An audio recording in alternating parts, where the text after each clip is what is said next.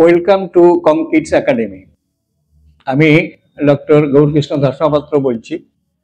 আমাদের প্রোগ্রাম যেটার উপরে এই একাডেমিটাকে আমরা দাঁড় করিয়েছি সেটা হচ্ছে make your child genius.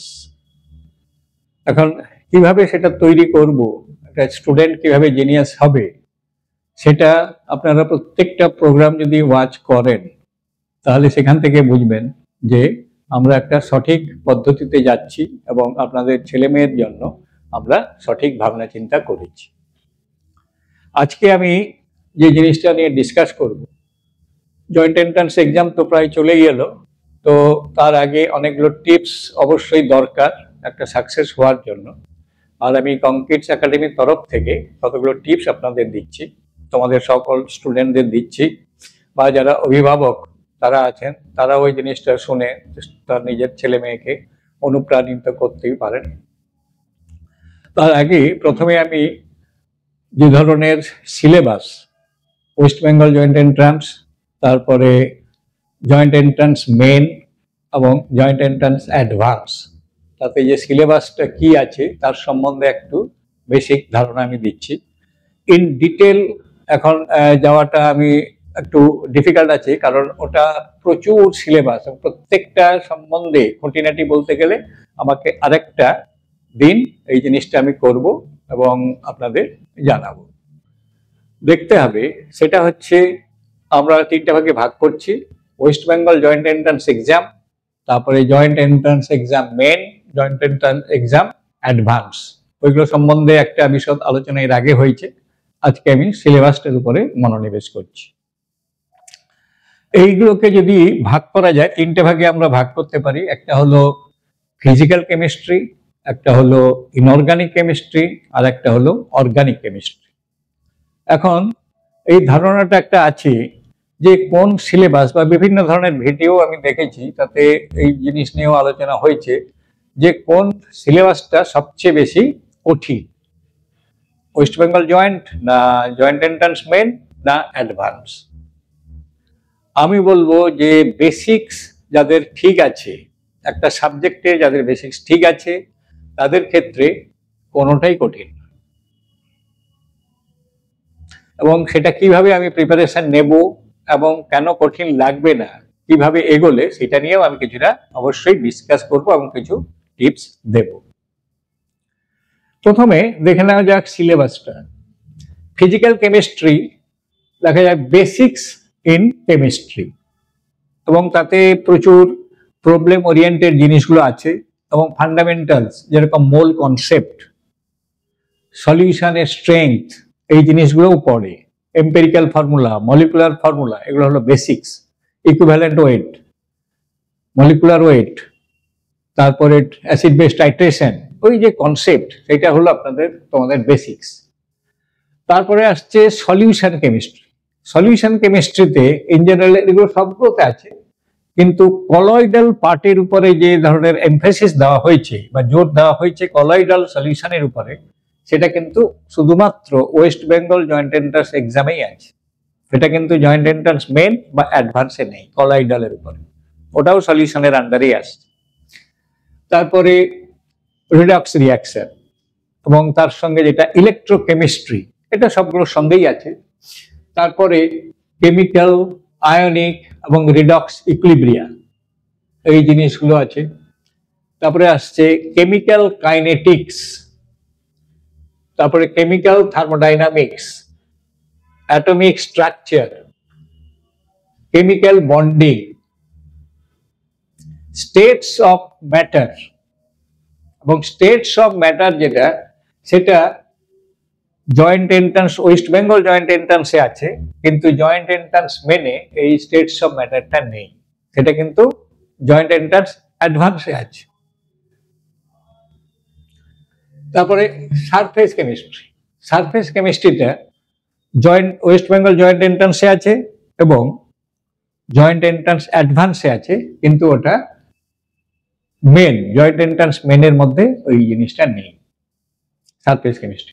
Nuclear chemistry, এটা শুধুমাত্র ওয়েস্ট বেঙ্গল যে ইতে আছে, কিন্তু জয়েন্ট এন্ট্রান্স মেন কিংবা জয়েন্ট এন্ট্রান্স অ্যাডভান্সে নিউক্লিয়ার কেমিস্ট্রিটা নেই। তারপরে ফিজিক্যাল প্র্যাকটিক্যাল সংক্রান্ত কিছু কিছু প্র্যাকটিক্যাল আছে যেটা জয়েন্ট এন্ট্রান্স মেনেই শুধু আছে, ওটা কিন্তু ওয়েস্ট বেঙ্গল জয়েন্ট এন্ট্রান্স কিংবা জয়েন্ট এন্ট্রান্স অ্যাডভান্সে ওই জিনিসটা নেই। তাহলে আমরা দেখতে পাচ্ছি যে স্টেটস অফ ম্যাটার জিনিসটা আমাদের কিন্তু ওয়েস্ট বেঙ্গল জয়েন্টে আছে। তারপরে সারফেস কেমিস্ট্রি ওয়েস্ট বেঙ্গল জয়েন্টে আছে। তারপরে নিউক্লিয়ার কেমিস্ট্রি ওয়েস্ট বেঙ্গল জয়েন্টে আছে। সুতরাং ওয়েস্ট বেঙ্গল জয়েন্টের সিলেবাসটা একটু এলাবোরেটিভ, একটু বেশি আছে। এবং ওয়েস্ট বেঙ্গল সিলেবাসটা যদি দেখা যায় তাকে ভাগ করে দাও তাহলে মেন আর অ্যাডভান্স মিলেই কিন্তু West Bengal joint entrance exam. এটা একটা interesting. Joint entrance exam main plus joint entrance exam advance is equal to West Bengal joint entrance exam, এটা ফ্যাক্ট। তারপরে আসি ইনঅর্গানিক পার্ট। ইনঅর্গানিক কেমিস্ট্রিতে কোঅর্ডিনেশন কেমিস্ট্রি। তারপরে আছে মেটালার্জি। মেটালার্জিটা আবার ওয়েস্ট বেঙ্গল জয়েন্ট এন্ট্রান্স এক্সামে আছে এবং অ্যাডভান্সে আছে, কিন্তু জয়েন্ট এন্ট্রান্স এক্সাম মেনে এই জিনিসটা নেই। তারপরে periodic table and classification of elements, তার সঙ্গে S block, P block, D block, A block elements এর সম্বন্ধে বেসিক ধারণা যেগুলো সেগুলো কিন্তু প্রত্যেকটাতেই অবশ্যই আছে। তারপরে যদি দেখি ইন্ডাস্ট্রিয়াল কেমিস্ট্রি, এর আন্ডারে কি আসছে বেসিক আইডিয়া, তার সঙ্গে synthesis of ammonia, synthesis of sulphuric acid, synthesis of nitric acid এবং তার সংক্রান্ত যেসব ইকুয়েশন, সেই জিনিসগুলো কিন্তু শুধুমাত্র ওয়েস্ট বেঙ্গল জয়েন্ট এন্ট্রান্স এক্সামে আছে, কিন্তু সেটা জয়েন্ট এন্ট্রান্স মেন বা জয়েন্ট এন্ট্রান্স অ্যাডভান্সে নেই। তারপরে এনভায়রনমেন্ট কেমিস্ট্রি। এনভায়রনমেন্ট কেমিস্ট্রিটা ওয়েস্ট বেঙ্গল জয়েন্ট এন্ট্রান্স এক্সামে আছে, কিন্তু সেটা জয়েন্ট এন্ট্রান্স এক্সাম মেনের মধ্যে নেই কিংবা কিন্তু সেটা অ্যাডভান্সে আছে।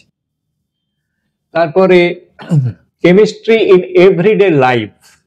কেমিস্ট্রি ইন এভরিডে লাইফ ওটা ওয়েস্ট বেঙ্গলে আছে, West Bengal joint entrance exam এবং জয়েন্ট এন্ট্রান্স এক্সাম অ্যাডভান্স এতে আছে, কিন্তু এটা মেনের মধ্যে নেই। তারপরে চলে আসি কিছু ইনঅর্গানিক প্র্যাকটিক্যাল সংক্রান্ত, সেটা কিন্তু প্রত্যেকটাতেই আছে। সুতরাং এটাও দেখো, ইনঅর্গানিক পার্টটাও যদি দেখো সেটাও West Bengal joint entrance exam যা, সেটা হচ্ছে equal to joint entrance main plus joint entrance advance. এরপরে আসো অর্গানিক। অর্গানিকে আছে বেসিক্স। বেসিক্সটার মধ্যে কি কি পড়ছে, ধরো তুমি নোমেনক্লেচারটা রাখতে পারো তোমরা, তারপরে ইন্ডাকটিভ এফেক্ট, হাইপার কনজুগেশন, এই ধরনের যেসব রিয়াকশন টিয়াকশন সম্বন্ধে বেসিক ধারণা, সেটা কিন্তু তোমার বেসিক্স এর মধ্যে আমি রাখবো। তারপরে কি আছে হাইড্রোকার্বন সিনথেসিস এবং তাদের রিয়াকশন গুলো। তারপরে আছে aldehyde, ketone, alcohol, phenols, ethers, amines, carboxylic acids, alkyl halides, এতগুলো আছে। এবং অ্যালকিল হ্যালাইডস এবং যেটা দেখা যাচ্ছে জয়েন্ট এন্ট্রান্স মেনে অ্যালকিল হ্যালাইডস এর উপরে ততটা এমফেসিস কিন্তু নেই, আমি যতটা সিলেবাসটা দেখেছি অ্যালকিল হ্যালাইডের উপর ততটা নেই। তারপরে তোমার বায়োমলিকুল, বায়োমলিকুল যেরকম কার্বোহাইড্রেট, নিউক্লিক অ্যাসিডস, প্রোটিনস, এগুলো সব আছে সবগুলোতে। তারপরে যদি দেখো পলিমার, পলিমারটা আমি শুধুমাত্র জয়েন্ট এন্ট্রান্স অ্যাডভান্সে পেয়েছি, কিন্তু West Bengal joint entrance exam বা জয়েন্ট এন্ট্রান্স এক্সাম মেন তার মধ্যে ওটাকে পাইনি। আর অর্গানিকের কিছু বেসিক প্র্যাকটিক্যাল সংক্রান্ত যে আইডিয়া সেগুলো সবগুলোর মধ্যেই আছে। তো ওভারঅল এই দেখো সবগুলো সিলেবাস যদি ধরো তাহলে দেখবে যে ওয়েস্ট বেঙ্গল জয়েন্ট এন্ট্রান্স এক্সামের সিলেবাস কিন্তু equal to West Bengal joint entrance main plus joint entrance advance. সুতরাং এটাও ঠিক, ওয়েস্ট বেঙ্গলের জন্য যদি কেউ প্রিপারেশন করে তার পক্ষে ওই জয়েন্ট এন্ট্রান্স মেন ক্র্যাক করা খুব একটা কঠিন নয়। হ্যাঁ, শুধুমাত্র এটা বলতে পারো যে কোয়েশ্চেন প্যাটার্ন গুলো সেটা একটু আলাদা টাইপের হয়, কিন্তু বেসিক্সটাই হচ্ছে আসল। বেসিক্সটা যদি ঠিক থাকে কোনো এক্সামই কিন্তু কঠিন নয়। এইটাতে যেন প্যানিক না হয় যে ওয়েস্ট বেঙ্গলটা হয়তো পারবো, এগুলো পারবো না, এটা কিন্তু ঠিক নয়। সিলেবাস ওয়াইজ তো আমি দেখালাম যে ওয়েস্ট বেঙ্গল জয়েন্ট এন্ট্রান্সের সিলেবাস কিন্তু অনেক স্ট্রং। সুতরাং ওইটার জন্য কেউ যদি প্রিপারেশন করে তাহলেও সে কিন্তু এগুলো ক্র্যাক করার তার ক্ষমতা থাকে। আচ্ছা, এই যে এতগুলো চ্যাপ্টার, প্রায় 25-30টা চ্যাপ্টার হয়ে গেল, এখন একটা স্টুডেন্ট তার ম্যাথামেটিক্স আছে, তার ফিজিক্স আছে, তার কেমিস্ট্রি আছে, এবং কেমিস্ট্রি ওয়েস্ট বেঙ্গল জয়েন্টে তো দেখেছো 50 মার্ক আছে, আর মেনে যদি দাও সেটাতে 100, আবার অ্যাডভান্সে 120 মার্ক। সুতরাং ওয়েস্ট বেঙ্গলে ম্যাথমেটিক্সটাকে ইম্পর্টেন্স একটু বেশি দেওয়া আছে, কেমিস্ট্রি ফিজিক্সকে একটু কম দেওয়া আছে, ঠিক আছে, তাও 50-এর মধ্যে তো অনেক নাম্বার তুলতে হবে। আর আমি সবসময় তোমাদের বলবো যে সবচেয়ে ইম্পর্টেন্ট চ্যাপ্টার কোনটা এটার কিন্তু কোনো মানে হয় না। প্রত্যেকটা চ্যাপ্টারই ইকুয়ালি ইম্পর্টেন্ট যদি তুমি খুব ভালো র্যাঙ্ক করতে চাও। কিন্তু ধরো তুমি ওয়েস্ট বেঙ্গল জয়েন্টে মোটামুটি একটা র্যাঙ্ক করতে চাও, এবং বা জয়েন্ট এন্ট্রান্স মেনটাও মোটামুটি তুমি পেতে চাইছো, র্যাঙ্কটা হয়তো একটু নিচের দিকে থাকছে, হয়তো আইআইটি নাও পেতে পারো, কিন্তু নিট টিট পেতে পারো, সেই জন্য তোমাকে ধরো তোমার দেখো প্রত্যেকটা স্টুডেন্টের ইকুয়ালি ম্যাথমেটিক্স, ফিজিক্স, কেমিস্ট্রি সমানভাবে ভালো লাগবে এরকম কিন্তু কথা নেই। তাদের মধ্যে অনেকের প্রেফারেন্স থাকে ম্যাথমেটিক্সে বেশি, কারোর ফিজিক্সে বেশি, আবার কারোর কেমিস্ট্রিতে বেশি। তাহলে যারা ম্যাথমেটিক্সে ইন্টারেস্টটা বেশি বা তাতে সে আনন্দ খুঁজে পায়, ডেফিনেটলি ফিজিক্স আর কেমিস্ট্রিতে সে একটু ইম্পর্টেন্স কম দেবে। কিন্তু ফিজিক্স আর কেমিস্ট্রিতে তো কম দিলে হবে না, সেখানেও নাম্বার পেতে হবে। ম্যাথমেটিক্সে যদি তুমি 100% পাও, এগুলোতে তোমাকে 60-70% করে তো তুলতেই হবে, সেটুকু রাখতে হবে। সেই জন্য আমরা বা অনেক ভিডিওতে আমরা দেখছি যে এই ইম্পর্টেন্ট চ্যাপ্টার, বা নেটেও আমি দেখছিলাম বিভিন্ন চ্যাপ্টার ওয়াইজ দেওয়া আছে, তাতে এই মার্ক ক্যারি করে, সেই মার্ক ক্যারি করে, এইসব জিনিসগুলো দেওয়া আছে। কিন্তু পার্সোনালি আমার একটু আমি ডিফার করছি এই মতবাদ থেকে, যে নাম্বারগুলো যেগুলো দেওয়া আছে তোমাদের প্রথমে সেই সিলেবাসটা দেখতে হবে, সেই চ্যাপ্টারে কন্টেন্টটা দেখতে হবে। তুমি যদি কন্টেন্টটা দেখো এত বেশি আর সেখানে মার্কস প্রচুর আছে, এটা তো কোনো মানে হয় না। আর একটা কন্টেন্ট কম কিন্তু যা মার্কস আছে, যদি রেশিও করে দেখো যে কন্টেন্ট কমেই কিন্তু তুমি ভ্যালুটা বেশি পাচ্ছ, সুতরাং সেইভাবে প্রলোভিত হবে না। আমি তোমাদের কয়েকটা, যেহেতু কিন্তু কোনো ইম্পর্টেন্ট বলে হয় না, তবুও কয়েকটা জিনিস তোমাদের অবশ্যই মানে জেনে রাখতেই হবে। ধরো ম্যাথামেটিক্সে a+b² কি, এটা ইম্পর্টেন্ট কিনা নয়, এই জিনিসটা তোমার জানা উচিত। সেরকম বেসিক্স কয়েকটা আছে যে জিনিসটা তোমাদের অবশ্যই জানতে হবে, সেই কনসেপ্টটাও থাকবে, এবং সেটা কিন্তু তোমাকে কিছু ভালো মার্কস এনে দেবে। আমি আমার এই ক্যারিয়ারে যেসব জিনিসগুলো দেখেছি বা স্টুডেন্টের কাছ থেকে বা পড়িয়ে আমার এই ধারণাগুলো হয়েছে, আমি তোমাদের সঙ্গে একটু শেয়ার করছি। আমি তোমাদের বলবো যে ফিজিক্যাল পার্ট যদি আসো, ফিজিক্যাল পার্টে কিন্তু কেমিক্যাল কাইনেটিক্স আর অ্যাটমিক স্ট্রাকচার এই দুটোতে খুব ইম্পর্টেন্স দিয়ে পড়বে। মানে এই দুটো তোমাদের একদম যেন কণ্ঠস্থ অবশ্যই থাকে ফিজিক্যালে, এই দুটো চ্যাপ্টার। তারপরে ইনঅর্গানিকে periodic table, specially emphasis on SP block elements, SP block elements এর উপরে এমফেসিসটা বেশি থাকবে। তার মানে ডিএফ করবে না তা নয়, বলছে যে এমফেসিসটা মানে জোরটা এসপির উপরে থাকবে, পিরিয়ডিক টেবলের বেসিক কনসেপ্ট এবং S block P block elements এর উপরে তোমাদের একটু ভালো করে নলেজ রাখতেই হবে। যে এই ধরনের এখান থেকে কোশ্চেন এলে আমি অবশ্যই সুন্দর করে সব অ্যান্সার করতে পারবো, সেই ধরনের থাকবে। আর একটা থাকবে কোঅর্ডিনেশন কেমিস্ট্রি, এটা ইনঅর্গানিক পার্টের কথাই বলছি, কোঅর্ডিনেশন কেমিস্ট্রি। এটাও এই দুটো যদি করো তাহলে এই দুটো অবশ্যই তোমরা করবেই। তারপরে আমি যদি যাই অর্গানিক কেমিস্ট্রি পার্টে, অর্গানিক কেমিস্ট্রি বেসিক্সটা তো জানতেই হবে। বেসিক্সের মধ্যে নমেনক্লেচার একটা আছে, তারপরে inductive effect, hyper conjugation effect, এইরকম অনেকগুলো জিনিস দেওয়া আছে, সেই জিনিসগুলো ভালো করে করবে। সেইটা বেসিক্স, যেটা তোমরা 11 থেকেই পড়ে আসছো, সুতরাং এটা বলার অপেক্ষা রাখে না যে এইটুকু কনসেপ্ট তোমাদের থাকবে, সুতরাং এই জিনিসটা অবশ্যই করবে। তার সঙ্গে করবে কি name reaction, aldol condensation, Cannizzaro reaction, Reimer Tiemann reaction, Friedel Crafts reaction, এই যে নেম রিয়াকশন কতগুলো সেগুলো কিন্তু একদম কণ্ঠস্থ থাকবেই। নেম রিয়াকশনটা অবশ্যই থাকবে। আচ্ছা, তার সঙ্গে অ্যালডিহাইড, কিটোন আর কার্বক্সিলিক অ্যাসিড, এই তিনটের একটু ভালো করে কনভার্সন এবং তাদের কমপ্লিট রিয়াকশন এই বা অক্সিডেশন রিডাকশন সংক্রান্ত অ্যালডিহাইড, কিটোন আর কার্বক্সিলিক অ্যাসিড, এই যে ছটা চ্যাপ্টার বললাম, এই ছটা চ্যাপ্টার কিন্তু তোমাদের একদম কণ্ঠস্থ থাকতেই হবে। তারপরে তুমি অন্যান্যগুলো পড়বে, কোনোটা কিন্তু ছেড়ে দেবে না, সবগুলোই পড়বে, কিন্তু এইগুলো একদম তোমার প্রিপারেশন হাইয়েস্ট লেভেলে থাকবে। তাহলে আমি আশা করি যে ওয়েস্ট বেঙ্গল জয়েন্টে 50-এর মধ্যে তুমি এখান থেকে 15 মার্ক শিওরলি করতেই পারবে, মানে 15 মার্কস পাবেই, মানে 30% হয়ে গেল। আর জয়েন্ট এন্ট্রান্স মেনেও তুমি 100-এর মধ্যে 25-এর মতন পেতে পারো, 20 থেকে 25 পাবে। আচ্ছা, আর যখন জয়েন্ট এন্ট্রান্স এসে গেছে তখন তোমাদের মনে হবে যে তাহলে আমি প্রিপারেশনটা কিভাবে নেব, যে সময়টা তো এত সাবজেক্ট, আগেও বলেছি ফিজিক্স, কেমিস্ট্রি, ম্যাথমেটিক্স, এত হিউজ সিলেবাস, এত সাবজেক্ট, টাইমও চলে এসছে, তাহলে কিভাবে এগোবো? সেই জন্য আমি কতগুলো আমার যতটুকু আইডিয়া আছে তার উপরে একটু টিপস দিচ্ছি, সেইটার উপরে বেশ করে যদি এগো আশা করি তোমরা সাকসেসফুল হবে।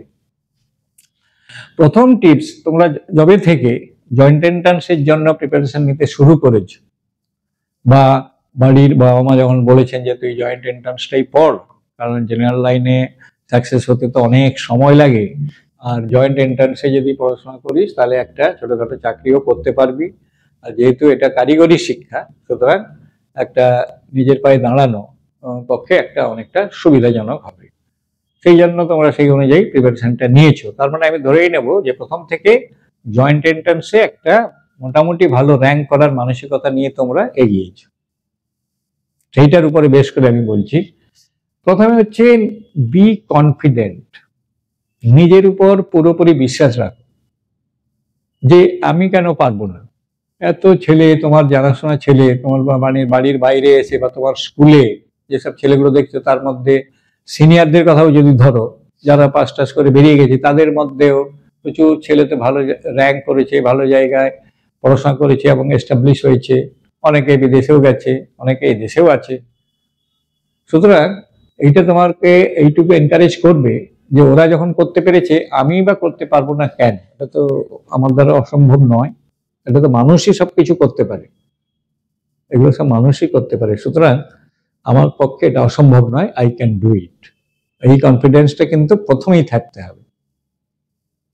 সেকেন্ডলি তোমাকে যেটা করতে হবে, ফোকাস অন বেসিক্স। এটা কিন্তু শুধুমাত্র কেমিস্ট্রি বলে বলছি না, অ্যাপ্লিকেবল টু অল সাবজেক্টস, সব সাবজেক্টসের জন্য এটা দরকার। বেসিকটা তোমার যেন একদম ক্লিয়ার থাকে।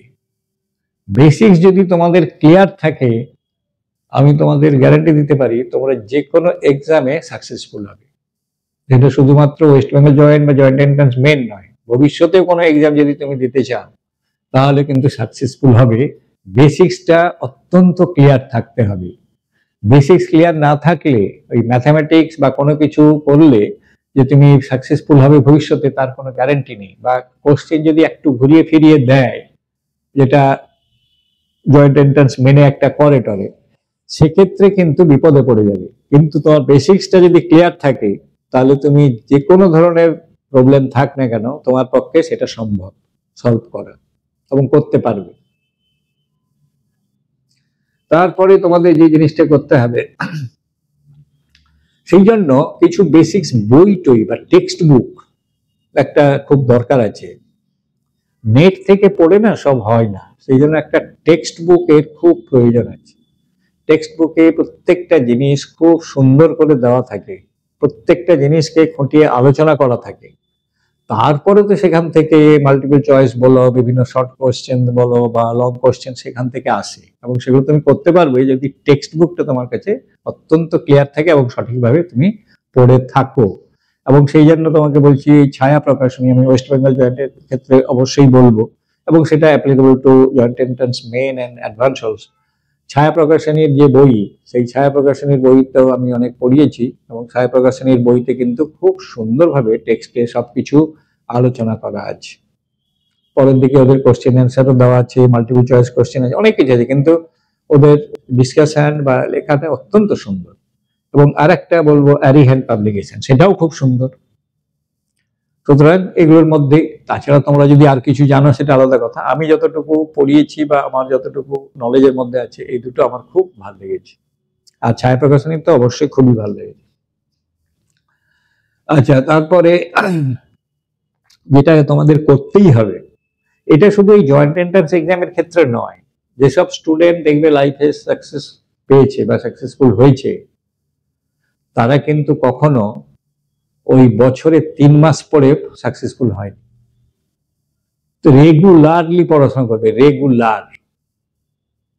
হয়তো আজকে তুমি এক্স মাস, ফর এক্সাম্পল ধরো আজকে এক্স মাসে তুমি হয়তো খ্রিস্টান কমিউনিটির কেউ হতে পারো, তোমার এক্স মাসে তোমার অনেক বেশি ইনভলভমেন্ট থাকবে, তুমি এতে মনোনিবেশ করবে, কিন্তু 1 ঘন্টা পড়বে। তেমনি অন্য ধর্মের যেসব ছেলেমেয়েরা, তারা বিভিন্ন একটা রিচুয়াল আছে, সেখানে যারা তারা ইনভলভ হয়, তারা সেখানে ইনভলভ হবে, কিন্তু পার ডে 1 ঘন্টা থেকে 2 ঘন্টা যদি একটু বই নার্চার করে, সেটা কিন্তু তাকে একটা ভালো অভ্যেসে পরিণত করে, এবং তাকে কিন্তু মনের মধ্যে গেঁথে যায় যে আমি যাই করি না কেন, আমি অন্তত 1 ঘন্টা কি 2 ঘন্টা বইটা নার্চার করেছি। সেটা তাকে প্রচুর হেল্প করে, এবং এইভাবে একটা হ্যাবিট কিন্তু গ্রো হয়। এবং যারা রেগুলারলি স্টাডি করে, সে কম 1 ঘন্টা হলেও হবে, কিন্তু রেগুলার বেসিসে যদি করে, তাহলে কিন্তু তার সাকসেস কেউ আটকাতে পারে না। সেটা তোমরা খেলার ক্ষেত্রেও দেখেছ। আর এখন আনন্দবাজার পত্রিকায় ছবি খুললে বিরাট কোহলি, রোহিত শর্মা প্র্যাকটিস করছে প্রত্যেক দিন সকালে উঠে, এগুলো তো রেগুলার দেখো। বা ক্রিকেটারদের সম্বন্ধে, ফুটবলারদের যারা ফুটবল ভালোবাসো বা হকি ভালোবাসো, তারা তো দেখতেই পাচ্ছ তাদের কতটা পরিশ্রম করতে হবে। পরিশ্রম কিন্তু তারা রেগুলার করে। ওই 1 সপ্তাহ পরে হঠাৎ জেগে উঠে পরিশ্রম করলাম, তারপরে আবার শুয়ে পড়লাম, সেটা কিন্তু করে না। They do it regularly. Regular করবে, তবেই সাকসেস আসবে। তাহলে তোমার পড়তেও কম হবে। রেগুলার 1 ঘন্টা 2 ঘন্টা করলে মাসে কিন্তু 60 ঘন্টা, আর বছরে 720 ঘন্টা। 720 ঘন্টা বিরাট ব্যাপার, সেটা কিন্তু সবসময় রাখবে। তারপরে হচ্ছে ধরো তোমার এইগুলো তো বেসিক্সটা ক্লিয়ার হয়ে গেল। এখন বেসিক্স ক্লিয়ার হয়ে গেলে লাস্ট 3 বছরের যে joint entrance, West Bengal joint entrance exam বা জয়েন্ট এন্ট্রান্স মেন বা অ্যাডভান্স, তাদের যে লাস্ট 3 ইয়ার্স যে কোশ্চেনগুলো পাওয়া যায়, নেট থেকে ডাউনলোড করতে পারো বা এমনি পেতে পারো, সেগুলো নিয়ে সুন্দর করে প্র্যাকটিস করবে। তাহলে টাইপ অফ কোশ্চেন সম্বন্ধে তোমার পরিচিতি হয়ে গেল, এই ধরনের কোশ্চেন আছে এই চ্যাপ্টার থেকে, বা কি ধরনের প্রিপারেশনটা নেব। মানে তোমার নলেজ আছে, কিন্তু কিভাবে প্রিপারেশনটা নিলে সেই জায়গাটা ক্র্যাক করতে পারবো, সেটা কিন্তু প্র্যাকটিসের মাধ্যমে তোমরা জানতে পারবে। এবং তোমরা যে টেক্সট বইটা পড়েছো, সেইটাকে আরেকবার খুলবে, যে তার মানে ভাবনা চিন্তাটাকে তুমি তখন রিঅরিয়েন্ট করতে পারবে।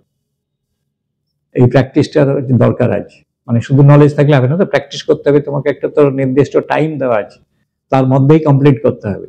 সুতরাং প্র্যাকটিস খুব দরকার আছে। আচ্ছা, তারপরে কি করবে, বিভিন্ন সাইট থেকে না মক টেস্টেও হয়, মক টেস্টের জন্য কোশ্চেন পাওয়া যায়, তার অ্যান্সারও দেওয়া থাকে। সেই ওয়েস্ট বেঙ্গল জয়েন্ট এন্ট্রান্স হোক বা জয়েন্ট এন্ট্রান্স মেন হোক, অ্যাডভান্স হোক, বিভিন্ন সাইট থেকে, যারা মেনের যেরকম এনটিএ সাইট থেকে, বা তাছাড়া আরো অনেক সাইট আছে, তোমরা নেট থেকে খুঁজেই পাবে। সেইগুলো নিয়ে তোমরা এবারে, যেহেতু লাস্ট 3 বছরে প্র্যাকটিস করেই ফেললে, তার কোশ্চেনের সঙ্গে অ্যান্সারগুলো মিলিয়ে ফেললে, কত পার্সেন্ট তোমার ভুল হয়েছে দেখলে, সেই অনুযায়ী কারেক্ট করলে, এই আইডিয়া হয়ে যাওয়ার পর এবার তুমি একটা আননোন জিনিস নিয়ে মক টেস্ট দিলে, এবং মক টেস্ট দিলে দেখবে তুমি কতটা ক্লিয়ার হয়ে গেছে জিনিসটা।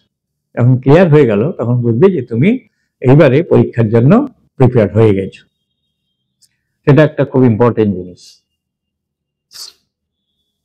আচ্ছা, আর একটা জিনিস কিন্তু সবসময় খেয়াল রাখবে, তোমরা অনেক স্টুডেন্টকে আমি দেখেছি, লোভের বশে, যেহেতু একটা টিক মারতে হবে, সেই জন্য দাও টিক মেরে সবগুলোতে দিয়ে। অনেক স্টুডেন্টকে আমি জিজ্ঞেস করেছি কেমন হলো পরীক্ষা, না স্যার সবগুলোতেই টিক দিয়েছি, মনে হয় সবগুলো ঠিক হয়েছে।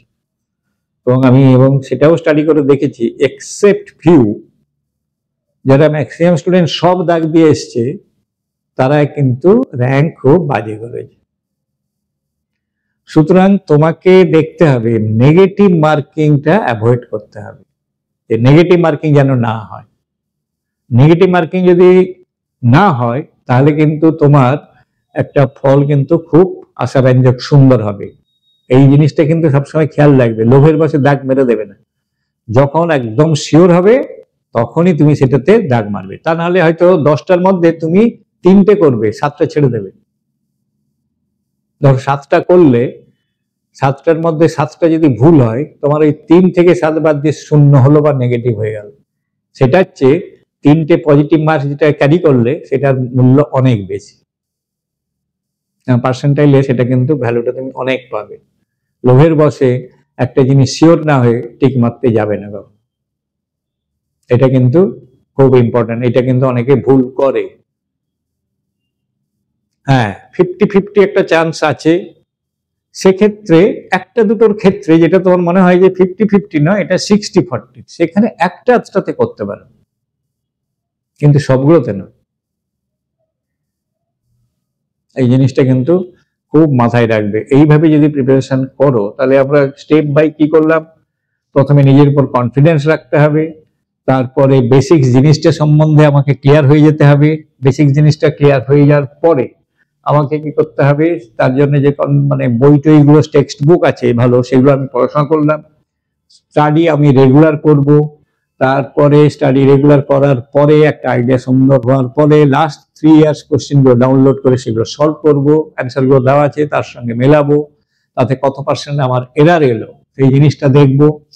আচ্ছা, তারপরে মক টেস্টের জন্য বিভিন্ন সাইট থেকে যে কোশ্চেনগুলো পাওয়া যায় সেগুলো করলে, দিয়ে তার সঙ্গে ম্যাচ করে দেখলে যে হ্যাঁ তুমি এখন অনেক উন্নত। 3 ইয়ার্স করার পরে, মক টেস্ট করার পরে দেখলে যে তুমি অনেকটা এগিয়ে গেছো, তাহলে বুঝবে যে তোমারটা সঠিকভাবে তুমি এগিয়ে গেছো। এটা তোমাকে কিন্তু প্রচন্ড হেল্প করবে। আচ্ছা, তারপরে যেটা বললাম যে নেগেটিভ মার্ক অ্যাভয়েড করবে। হ্যাঁ, একদম শেষে আরেকটা কথা বলছি, ইম্পর্টেন্ট চ্যাপ্টার বলে কিছু হয় না, আগেও বলেছি। ইম্পর্টেন্ট চ্যাপ্টার কোনটা জানো তো? তোমরা যে সাবজেক্টে জিনিসটা পড়ছো তার মধ্যে যেটাতে তুমি সবচেয়ে স্ট্রং, সেটাই তোমার কাছে বেশি ইম্পর্টেন্ট। কেন? যেটাতে তুমি স্ট্রং সেখানে তুমি 100% করতে পারবে। ধরো কেমিস্ট্রিতে 30টা চ্যাপ্টার আছে, 30টার মধ্যে দেখা গেল 10টাতে তুমি খুব স্ট্রং, তাহলে সেই 10টাতে তোমার ফোকাস থাকবে এবং সেই 10টা থেকে কোশ্চেন এলে তুমি শিওরলি করতে পারবে। এবং বাদ বাকি 20টা কিন্তু দেখে রাখবে, হ্যাঁ যদি আসে আমি একটা শর্ট টাইপের কোশ্চেন বা একটু সিম্পলিসিটি আছে কোশ্চেনের মধ্যে, কমপ্লেক্সিটি না, অনেক সোজা ভাবে এটা করা যায়, সেই ধরনের কোশ্চেনের সঙ্গে একটু নিজের পরিচিতি রাখবে। যখন সেইগুলো আসবে তখন তুমি সেটার সঙ্গে ম্যাচ করে যদি দেখো যে হ্যাঁ আমি এটা মনে হয় ঠিকই আছে, তখন সেটা দাগ মারবে, তাহলে কিন্তু তোমার মার্কস কিন্তু খুব সুন্দর হবে। সুতরাং তোমার কাছে ইম্পর্টেন্ট হচ্ছে তুমি যেটাতে স্ট্রং, তুমি যেটাতে উইক সেটাতে তুমি মানে বিশাল স্ট্রং আপাতত পরীক্ষার কয়েকদিন যেখানে বাকি আছে, মাস 2-3, সেখানে হতে যেও না। বরং যেটাতে খুব স্ট্রং সেটাতে তুমি ফুললি কনসেন্ট্রেট করো এবং সেটা এত এত আয়ত্ত করবে যে সেখান থেকে কোশ্চেন এলে তুমি সুন্দরভাবে করে দিতে পারবে। তাতে জয়েন্ট এন্ট্রান্স মেনে 100-র মধ্যে তুমি যদি 60 বা 70 অ্যান্সার করতে পারো, যথেষ্ট ভালো র্যাঙ্ক পাবে, কারণ তুমি নেগেটিভটাকেও অ্যাভয়েড করেছো। আর কিছু কিছু জায়গা তো জয়েন্ট এন্ট্রান্স মেনে তো দেখলাম নেগেটিভ নেই, যে জায়গায় নেগেটিভ নেই সেই জায়গায় তুমি জিনিসগুলোকে অ্যাটেম্প্ট করতেই পারো, এবং সেটা সম্ভব যদি তোমার বেসিক কনসেপ্ট ক্লিয়ার থাকে। আর না থাকলেও যেহেতু নেগেটিভ নেই, তুমি ইউ ক্যান ডু ইট, সেটাতে রিস্ক নেই, কারণ সেখানে কোনো মার্কস তো কাটা যাচ্ছে না। এইগুলো মাথায় রেখে যদি এগো তাহলে কিন্তু সাকসেসফুল হবে। আর এতগুলো পদ্ধতি যেগুলো আমি প্রসেস বললাম বা স্টেপস বললাম, এই স্টেপসের প্রথম স্টেপস যেটা তোমার কনফিডেন্স বা ফোকাস, এই জিনিসগুলো আমি তোমাদের এটা বলতে পারি, কনকেল একাডেমির সঙ্গে তোমরা যুক্ত হয়ে এখানে যেসব স্টাডি মেটেরিয়াল যে টিচাররা পড়াবেন তার ক্লাসগুলো ফলো করো, স্টাডি মেটেরিয়ালগুলো দেওয়া হবে, সেগুলো তোমরা সলভ করবে, সেগুলো পাঠাবে, আমরা দেখব, তারপরে মক টেস্টও নেওয়া হবে। এভাবে সুন্দরভাবে জিনিসটাকে আমরা অ্যারেঞ্জ করেছি, তোমরা জয়েন করে দেখতে পারো। এবং আমি শিওর কংক্রিটস একাডেমি থেকে তোমরা যদি সাহায্য নিয়ে করো, you will be very successful in your life.